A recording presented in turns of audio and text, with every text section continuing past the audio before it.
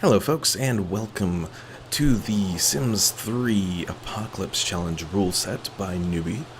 Now, you might be wondering, why are we doing a rule set for The Sims 3 when The Sims 4 is out? Well, the reason for that is, The Sims 4 is an alright, a pretty game, but a flawed game, and The Sims 3, while it has its own flaws, ultimately works much better for this sort of setting. And ultimately, I find to be a lot more fun doing a sort of apocalypse challenge. Now, there are also rule sets already out there in regards to the apocalypse challenge. Hopefully mine will be a little bit different and, more importantly, a little bit more fun. Alright, first things first is we are going to start out with the required DLC for Nuby's Sims 3 Apocalypse Challenge. Now, I know that other Apocalypse challenges probably have options without these DLCs, but they're definitely recommended and they definitely go into the whole playthrough, and I think most Sims 3 players would probably have these ones. So what you need is the Ambitions, World Adventures, Seasons, and Supernatural DLC. There's also a series of recommended mods that I have. NROS Master Controller, Air Trap, Overwatch, Vector, and the sub mod for Vector is Vector Zombie. Now the base rules for the Sims 3 Apocalypse Challenge here are the following. First, you must start with an individual sim, not a family. That sim can be any kind of supernatural sim, though if they are a wizard, they must delete their wand in their inventory, and ultimately must work to craft their wand later on. That we'll go over in a moment.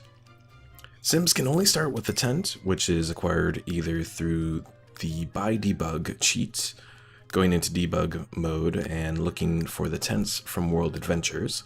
Now you can only start with the basic tent, none of the fancy stuff. You can also use the tent that's under outdoor activities, that came from the Island Paradise expansion. Another set of items, well, two more items really, that the sim can start with. They can also have the fire pit, which is definitely required for having food. And then the final object that they can have is the sculpting table from Ambitions. Furthermore, you must leave the lunar cycle at 6 days, so that each 6 days your Sims can be attacked by zombies. Finally, you may place 2 other survival enclaves besides the player household for Sims to be at in the start of the game. There's no limit on the number of Sims in these households, so feel free to go out and build a big survival vault if you want. The final little thing is you can build one area to acquire food for your sim. So this can either be in the form of a fishing hotspot or as an abandoned farm. Now to the fun portion of this Sims 3 Apocalypse Challenge, building. By going to the sculpting table, you will go to practice and choose either clay, wood, or stone. From that set, you will then go and build any item, regardless of what it is. Once it's complete, you will sell that item at the crafting station, which will give you a credit to go into build mode and choose either 2 pieces of wall or 4 tiles of flooring. And you will then use design mode to give the proper clay, wood, or stone appearance. Later on, once you acquire junk, you can also give it a metallic appearance by crafting metal sculptures. If you sculpt something you wish to use, you can decide to actually use that object rather than selling it. Though note that once you complete that sculpture, you won't receive the credit to build either a wall or floor. When it comes to food in the Sims 3 Apocalypse Challenge, a sim must go out to a pond to fish or find produce at an abandoned farm. The sim can also farm items, regardless of restrictions, so long as the sim has the appropriate gardening level. Once the food is acquired in the inventory, the sim can go ahead and go to a fire pit to roast said item. When it comes to carrying items such as food, the sim has a certain carry weight based off of their athletic skill. A sim with 0 points in athletic may only have 1 stack of objects in their personal inventory. The stack can be of an unlimited amount, but only of one type of object. Athletic skill of 1 allows for 2 stacks of objects, and progresses similarly till athletic skill 9, which allows for 10 stacks, and athletic skill 10 removes the restriction on personal inventory weight altogether. If you acquire an object that goes over your carry weight, you must choose to either drop the item or sell it within the inventory screen. If fishing, you can wait until you complete a session of fishing in order to sell or drop the items. Once you are able to sculpt wood items from the sculpting table, you can sell a wood sculpture to allow the purchasing of a chest from the debug section of buy mode, to allow the storage of items for future use. Travel in the Sims 3 Apocalypse Challenge is a dangerous gambit. A sim must have returned to their lot by 7 p.m. in order to avoid the various raiders, zombies, and other menaces that roam the wasteland. Sims may only travel by walking, by clicking an area on the map, and setting it to walk from automatic. A sim with athletic skill of 5 may run to a destination by clicking on the area and setting to run from automatic. Running is fine on the day of the full moon to escape zombies, regardless of athletic skill. Once you unlock metal sculptures at the sculpting table, you may sell a metal sculpture for credit to buy a bicycle. Cars will be unlocked once the business complex is built, which will be detailed later. When it comes to zombies in the Sims 3 Apocalypse Challenge, you will find that they attack during the days of the full moon. When they do attack, your sim can only run from them if they don't have a finished shelter. Witch sims, however, are able to use spells to slow the zombies down. Another important aspect in the Sims 3 Apocalypse Challenge is restoring society.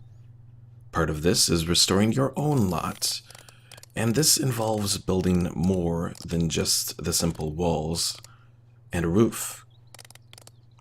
For example, when it comes to building beds, chairs, and tables, if the sculpting table doesn't give you an option for what you're looking for, you can go ahead and build an applicable item, such as a wood sculpture, sell it, and use that credit to purchase a similar item within buy mode.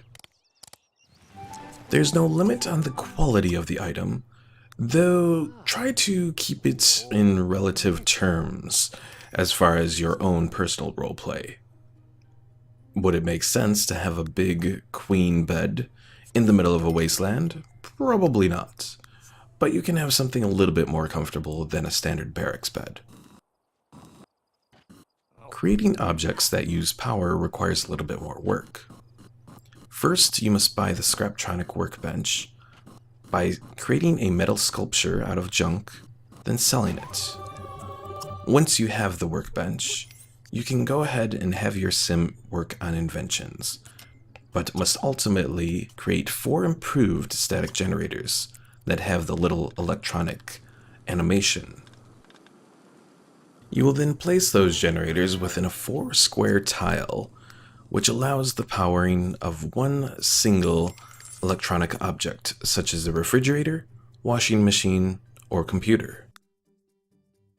Pools and fountains may be built by sculpting a stone object, then selling it, in order to dig 4 squares of either a pool or fountain.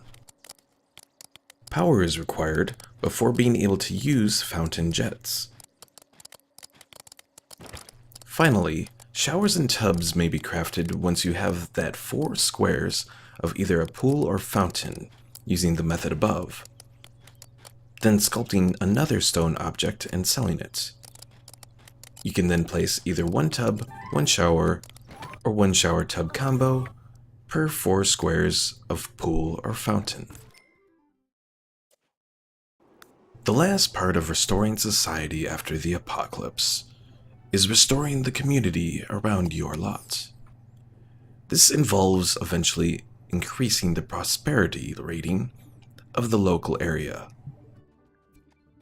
In order to achieve this, your sim must purchase property through the Real Estate tab under their phone. It is recommended to label community lots as dive bars, which seems to have the lowest property value. You will then change the lot type, either automatically by placing a community building or through Edit Town. Be sure to note your family funds before changing the lot type, as once the type changes, your family funds will go up from the sale of the lot. You'll want to use the family funds cheat in order to reset this back to what it was beforehand. As you purchase properties around town and set up new community lots, you'll be able to increase the prosperity of the entire town. Prosperity is determined by the prosperity points that are added by various buildings that you can build. The various buildings that you purchase will be based upon the prosperity level of the entire town. Level 0 buildings require no prosperity. Level 1 buildings require 4 prosperity. Finally, Level 2 buildings require 6 prosperity points, as well as the power plant special community lot. When building the power plant lot, it should include a large pool for cooling, as well as a building filled with various scientific items. One of my favorite items to include is the Plasma Punch Gyroscopic Conductor that came with the Showtime DLC.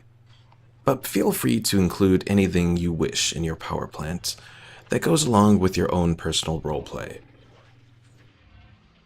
Once you have the power plant lot, feel free to build objects regardless of power restrictions, as you have now restored power throughout the neighborhood. This is it for my rule set for the Sims 3 Apocalypse Challenge. I hope that you find this rule set a little bit entertaining and can have your own measure of fun with it. I know I have certainly had fun creating this, and if you would be interested in seeing a playthrough of this rule set on the channel, be sure to leave a thumbs up on the video. If you enjoyed this rule set, be sure to subscribe and click the bell icon so you stay notified when I do future videos as well as when I stream. Thank you for watching, and if you have any questions, be sure to leave them in the comments below. Also be sure to check out the description on this video, as that will include the full rule set as well as a few other items not covered in the video. Thanks for watching, and I hope to see you next time.